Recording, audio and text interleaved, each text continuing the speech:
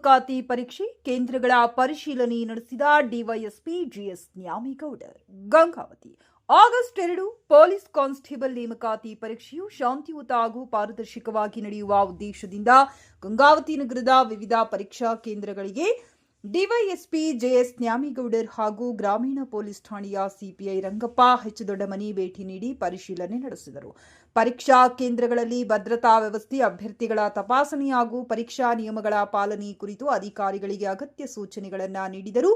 ಈ ಸಂದರ್ಭದಲ್ಲಿ ಮಾತನಾಡಿದ ಡಿವೈಎಸ್ಪಿ ಜೆಎಸ್ ನ್ಯಾಮೇಗೌಡರ್, ಪರೀಕ್ಷಾರ್ಥಿಗಳು ಆಧಾರ್ ಕಾರ್ಡ್, ಹಾಲ್ ಟಿಕೆಟ್ ಹಾಗೂ ಪೆನ್ ಹೊರತುಪಡಿಸಿ ಯಾವುದೇ ವಸ್ತುಗಳನ್ನು ಪರೀಕ್ಷಾ ಕೇಂದ್ರದೊಳಗೆ ತೆಗೆದುಕೊಂಡು ಬರಬಾರದು ಎಂದು ಕಟ್ಟುನಿಟ್ಟಿನ ಸೂಚನೆ ನೀಡಿದರು. Mobile phone, smart watch, Bluetooth ಸಾಧನಗಳು ಸೇರಿದಂತೆ ಯಾವುದೇ ಎಲೆಕ್ಟ್ರಾನಿಕ್ ಉಪಕರಣಗಳನ್ನು ನಿಷೇಧಿಸಲಾಗಿದೆ ಎಂದು ತಿಳಿಸಿದರು. ಪರೀಕ್ಷೆಯನ್ನ ಸಂಪೂರ್ಣ ಪಾರದರ್ಶಕ ಹಾಗೂ ನಿಷ್ಪಕ್ಷಪಾತವಾಗಿ ನಡೆಸಲು ಎಲ್ಲಾ ಅಧಿಕಾರಿಗಳು ಮತ್ತು ಸಿಬ್ಬಂದಿ ಜವಾಬ್ದಾರಿಯಿಂದ ಕಾರ್ಯನಿರ್ವಹಿಸಬೇಕು. ಯಾವುದೇ ಅಕ್ರಮ ಅಥವಾ ನಿಯಮ ಉಲ್ಲಂಘನೆ ಕಂಡುಬಂದರೆ ಕಾನೂನು ಕ್ರಮ ಕೈಗೊಳ್ಳಲಾಗುವುದೆಂದು ಎಚ್ಚರಿಕೆ ನೀಡಿದರು. ಪರೀಕ್ಷಾ ಕೇಂದ್ರಗಳಲ್ಲಿ ಅಭ್ಯರ್ಥಿಗಳಿಗೆ ಅಗತ್ಯ ಸೌಲಭ್ಯಗಳನ್ನು ಕಲ್ಪಿಸಲಾಗಿದ್ದು, ಯಾವುದೇ ಗೊಂದಲಕ್ಕೆ ಅವಕಾಶ ನೀಡದೆ ಸುಸೂತ್ರವಾಗಿ ಪರೀಕ್ಷೆ ನಡೆಸುವಂತೆ ಸಂಬಂಧಿಸಿದ ಅಧಿಕಾರಿಗಳಿಗೆ ನಿರ್ದೇಶನ ನೀಡಲಾಯಿತು.